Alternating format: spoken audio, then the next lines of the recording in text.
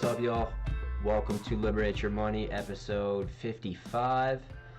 Gonna do a little deep dive into the heroes portion of DFK and just go over, the different hierarchies, the stats.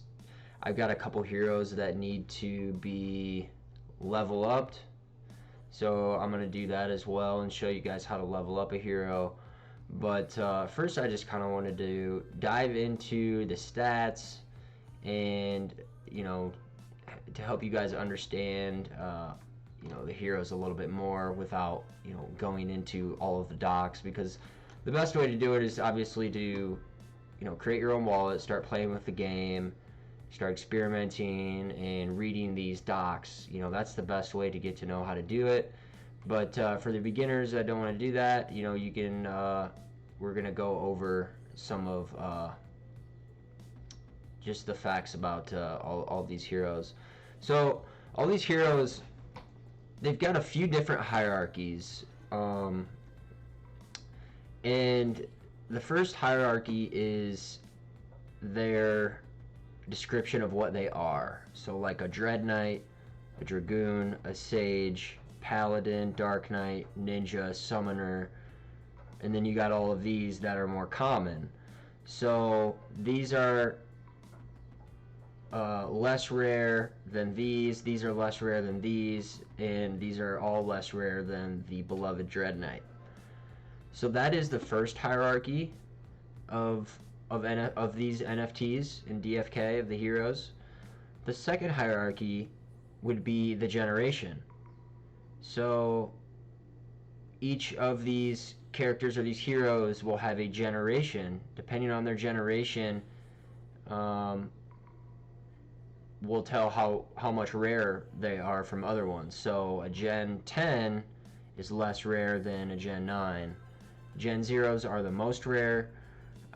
As I've said before, the Gen 0s actually, you can summon an infinity amount of times with them, so that makes them extremely valuable. With all the Gen 1, Gen 2, all the way up,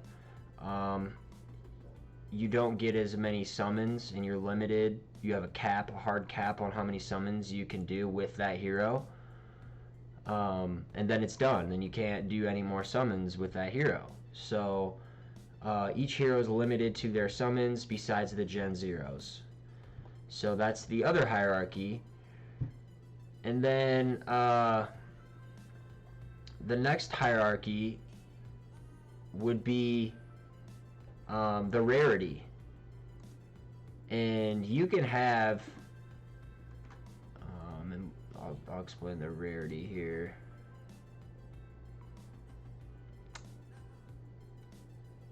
Okay, here we go, the rarity. We've got common, uncommon, rare, legendary, mythic. Mythic are the rarest in this hierarchy. And I'm gonna go to the tavern actually and just show you some mythic heroes, just because the cards actually look different. See how these are purple? Yeah, because these are mythic. The purple cards are actually the mythic ones. If I do legendary, we'll see what these look like. The legendary ones are orange. The rare ones are blue.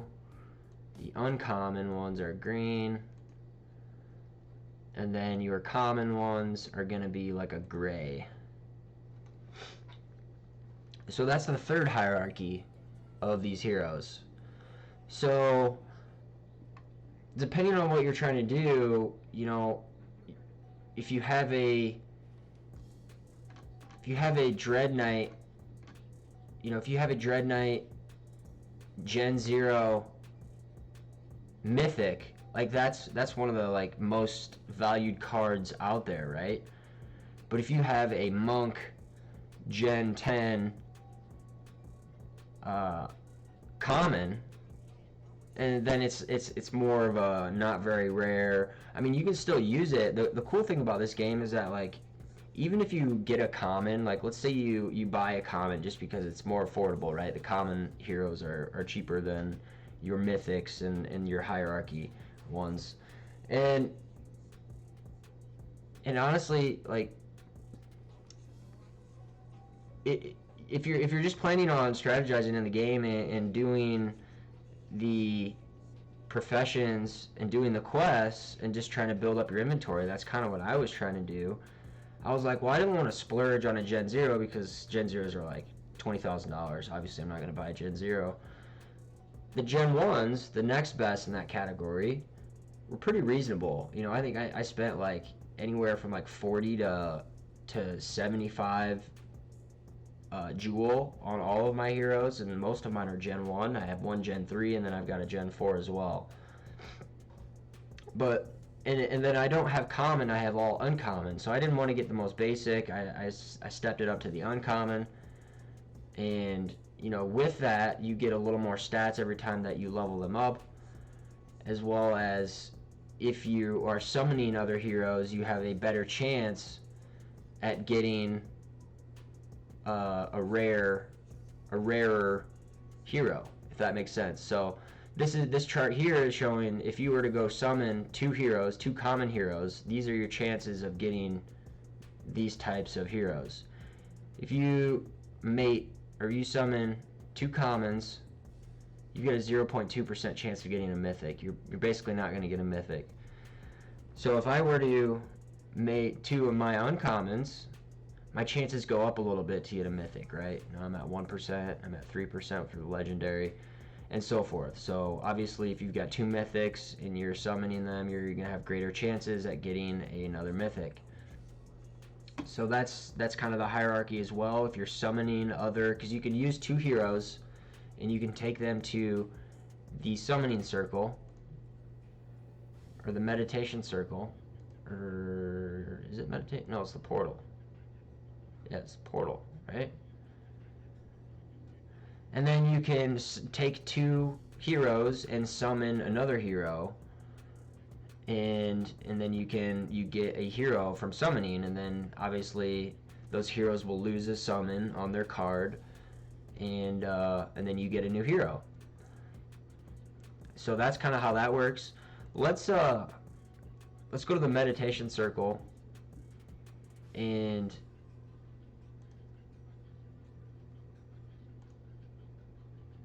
let's level up some heroes. So both of the heroes that I can level up right now are actually my gardeners. So with our gardeners, let's see what we want. So I go to professions, gardening. So with gardeners, they become better gardeners with wisdom and vitality. So there's a couple ways that you can strategize leveling up your heroes, just depending on how you want to play the game. So for me, I'm trying to take advantage of the quests. So, and right now the quests are different than the ones that are going to be in Crystal Vale. The ones in Crystal Vale, I believe, are going to be more combat, or they're at least going to introduce combat quests, which are going to require different stats to do. So like here, your HP or your hit points are going to determine how alive your hero is. So if I send him on a quest and it's a battle quest, he's going to come back injured, and I'm going to have to like recoup his HP. And the same with the mana points. If he goes on a quest and he has to do a bunch of spells or gets in a battle, I'm going to have to recoup his MP. So basically what I'm saying is how you want to level up your hero is based on which quests you want to take advantage of. So, or how you want to use your hero. Obviously, you want your hero to be more rare. So leveling him up is going to make him more rare, more valuable. And then also you want him to be more valuable because he'll be better at his profession. Or you can have him be better at combat. Like, something I didn't realize until later on was that a warrior actually is favored certain stats because he's a warrior. Same with a knight. Like the knight and the warrior, they're more combat focused. So when you level them up, they actually have higher chances of getting a strength stat or an endurance stat, which actually makes knights and warriors pretty good miners, because for the mining occupation, you need strength and endurance. So, and I didn't really realize that until after I had bought these heroes. So I kind of didn't play that hierarchy as far as, you know, trying to get the most valuable hero. I basically tried to find heroes. Like, I knew that a gardener needed vitality and wisdom, and I saw that this guy had a bonus on his vitality, so I was like, okay, this actually works out good because he's a gardener and he's got the bonus on vitality. So it'll be easier for me to make him better at a gardener because he's got that special vitality trait. So that's why I picked him, right? And same goes with this fishing guy. I picked him because he needs luck to be a better fisherman. So that's why I picked him. This guy is a forager, and for foraging, I honestly don't remember what you need. I think it's agility and dexterity and intelligence. So this was the first one I bought, and this is the one I probably didn't do the best. Yeah. So anyways, so that's a way you can play it. So like, if you know you got a warrior, you know that he's probably going to get more stats in the strength and endurance, but that doesn't necessarily mean that you can't still pick a warrior for that profession. You know, if he's got a green vitality, you know, a bonus to his vitality or wisdom, and he's a gardener, then, you know, it's probably worth a shot, like I did with this guy. And he's been doing really well for me because every time that I level him up, he always gets this bonus stat towards vitality.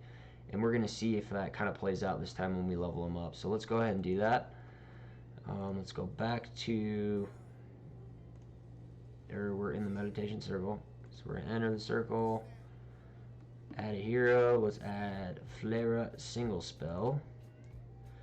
Now, depending on what level you are leveling them up to will depend on how many runes it's going to cost to do it, and how much jewel it's going to cost to do it as well. So every time you level up a hero, it's going to cost runes and jewel. Luckily, that if you do quests, you get runes in every single profession that you do, whether you're doing mining, gardening, fishing, or foraging, you will eventually find runes. So I haven't had to purchase any runes. You know, I've accrued all of my runes from doing quests. So that's kind of nice about the game. I imagine if you had a lot of heroes, you know, I don't know, if eventually you'd probably have to buy some runes, which I think the going rate for them right now is like $4 a piece. So you got to make sure you have some runes when you're going to upgrade. So we have a gardener here, so we know that gardening, the profession, does vitality and wisdom. So we know that we need vitality and wisdom. Wisdom is a trait that warriors don't, or knights don't generally get, which is why they're dumb. Basically, they're not wise and intellectual. They're strong and have endurance, right? So which is unfortunate because I need him to have greater wisdom and vitality. So for the for sure bonus, my for sure first stat bonus is the one you're most likely to get. I'm going to do wisdom because he needs that more than his vitality. His vitality is already up to 15, but vitality is going to make him a better gardener, so I'm going to collect vitality down here as well. And then since he's already got good endurance and good strength, his agility isn't that great. I kind of want to do his agility up more, or his dexterity, because he is a knight.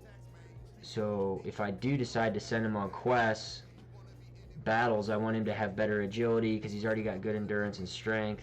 So I think I'm going to go agility on this one, right? I've covered my two bases for his gardening profession, and then I've got the agility. He's already got the bonus on strength, so he's probably going to get, you know, some points towards his strength already without hitting it. So I'm going to go agility, vitality, and wisdom. We're going to begin the level up, and it doesn't take too long.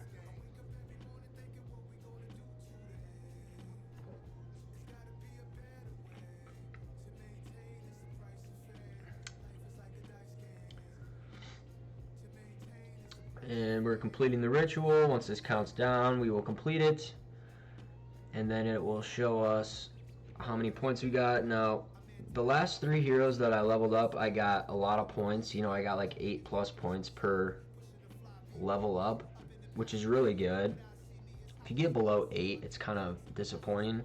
I'm kind of expecting a bad roll as far as how many points I get for this level up, because I had some really good ones the past 3 heroes, so we'll see what we got.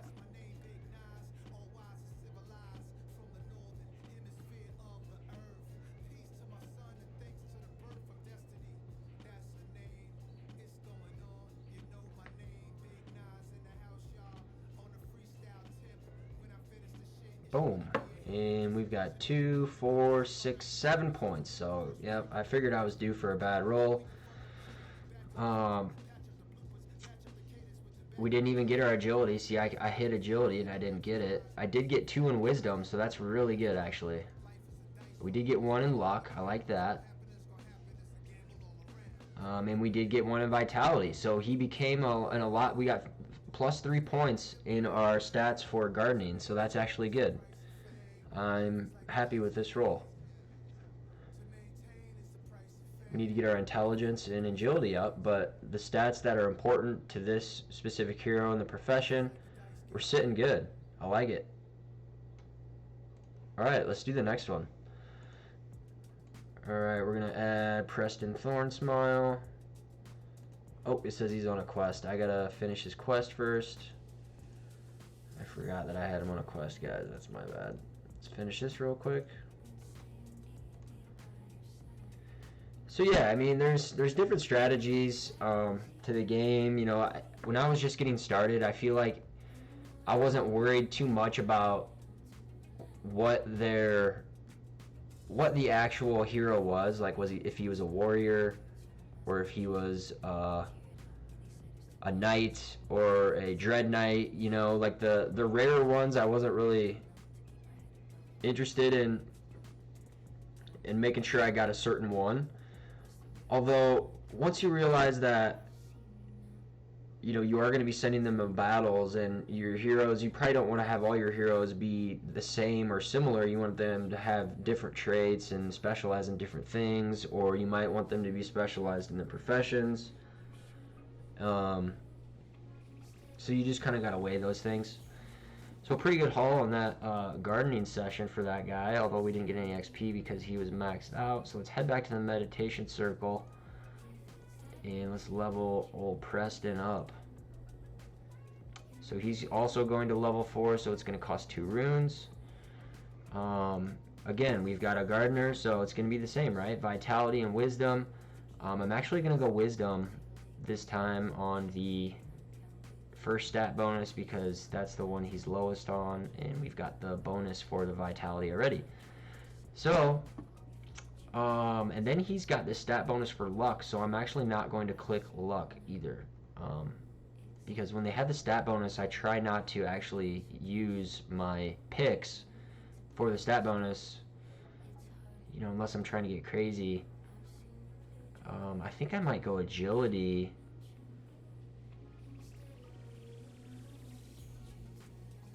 Agility and intelligence, and see what we get.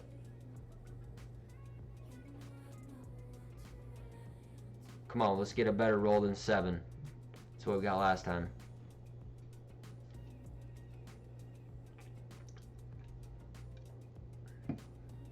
Alright, 20 more seconds. And then we'll see what we got. But yeah, I mean, I kind of like it. It worked out how I played the heroes. I basically just wanted to find not common ones, but some uncommon ones that were better, that had bonus stats towards their profession. And it's been working out pretty well for me. I feel like I've accrued a good amount of items. I've just been steadily accruing jewel through gardening and stuff, and items that I can sell for gold and sell for jewel. Oh, brutal. Yeah, so that's see what happens. I mean, I only got 5 there. I got a 7 and a 5. So I knew I was due for a bad roll. When you have 3 heroes that you get immaculate rolls on, you're bound to get some bad ones.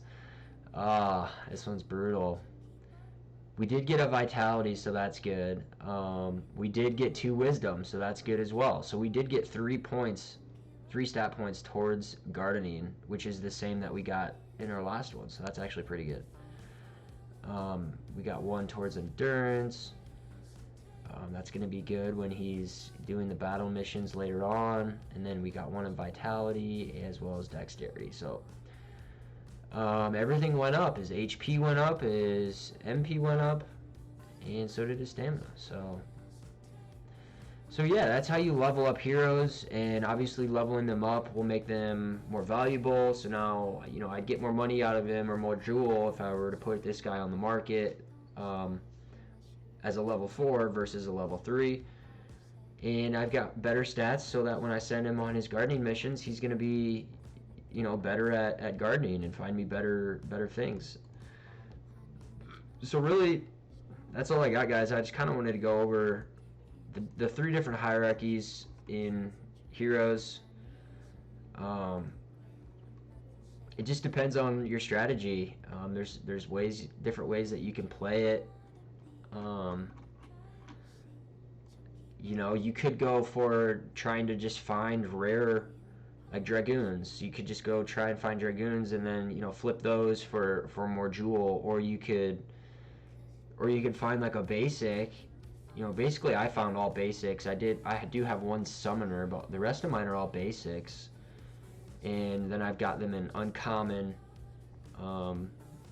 rarities, which is second from the bottom. But besides that, I mean, you're doing the same stuff with them that you would if you had a rare NFT. You're doing the same stuff. It's just you're not getting as much rewards or XP or what have you, you know, depending on how rare the item is. And obviously you're not going to get a better return depending on how rare it is, right?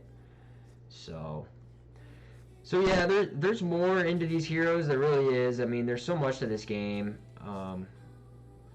But I mean, your stats, professions, leveling them up, and then, you know, summoning is like a whole nother aspect of the game that you would have to have a whole nother podcast about, because like I said, you know, it depends on who you're breeding is going to depend on what your chances of getting something else are going to be when you summon them, right?